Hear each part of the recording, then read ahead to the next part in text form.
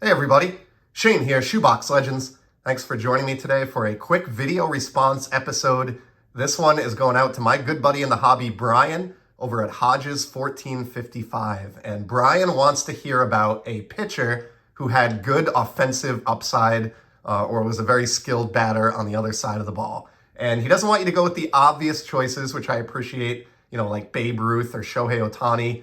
He wants you to go a little bit more off the beaten path, and I think I found the perfect subject for this VR, and really happy to sneak this one in just under the radar here. And the guy I want to talk about today is, at the time, Phillies starting pitcher Rick Wise. And he would later go on to pitch for the Boston Red Sox, my favorite team, and was actually the starter in that infamous 1975 World Series Game 6, which is known as, one of the best playoff games of all time. But for this VR, I'm going to talk about a game that he pitched in June of 1971, June 23rd specifically.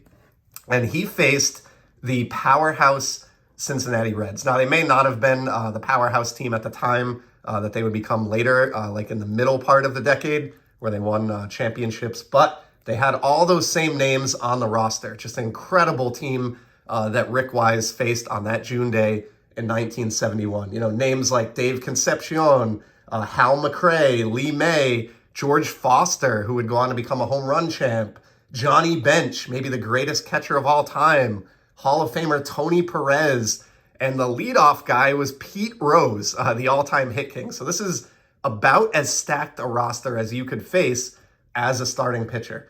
And what Rick Wise did that day, which I'm sure some of you are aware of, but some of you may not be, he pitched a no-hitter against the Cincinnati Reds. He shut that team down.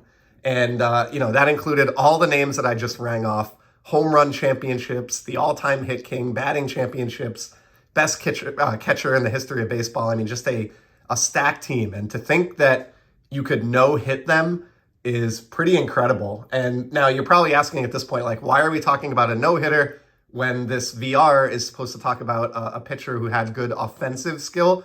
Well, the reason that, to me, this is the most impressive no-hitter that was ever pitched, and the reason why I chose Rick Wise for this video response, he hit not one, but 2 home runs himself at the plate on that June day, effectively helping his own cause and easily, handily providing himself with the win by no-hitting the Reds and then clearing the fence twice at bat. And when you just think about what that day must have felt like to Rick Wise, I mean, he must have just felt like he was the king of the world.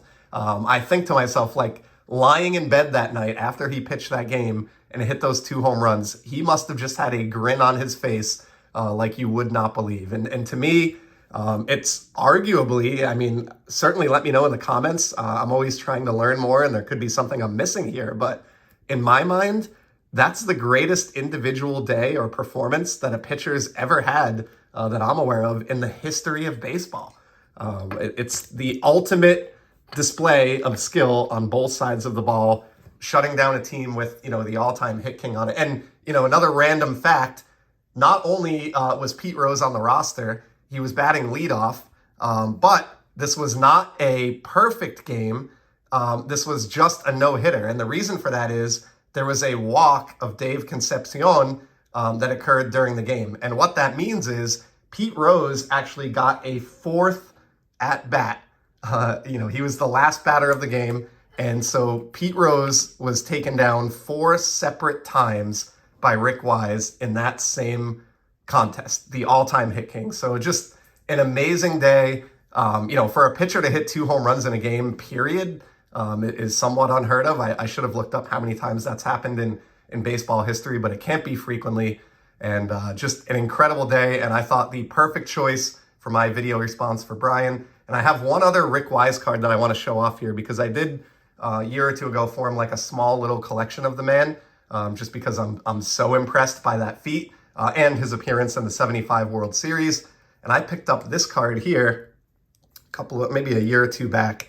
So how cool is this? This is his shared rookie card with Dave Bennett from 1964 Topps, and it is autographed in pen by both individuals. I love how Rick Wise separated out his first and last name on either side of his head there. Just hilarious. And there it is. Dave Bennett and Rick Wise, dual signed auto. This was an absolute steal. I think I got this card for around $30. And I know he's not a household name, but to me, for that one day where he was like the king of the baseball world, I will always remember his name, and I'm really honored to have a couple of cards of him in my collection. So Brian, I hope you enjoyed this. I really love your channel. I love all the support that I see you showing the community, and was really happy to participate in this. And it was a great excuse to talk a little bit about what I think might be the greatest day that any pitcher ever had. So thank you, Brian, for hosting this contest. Thank you to everybody else for stopping by, and I'll be back soon with some more content. Till then, enjoy the hobby, everybody. See ya.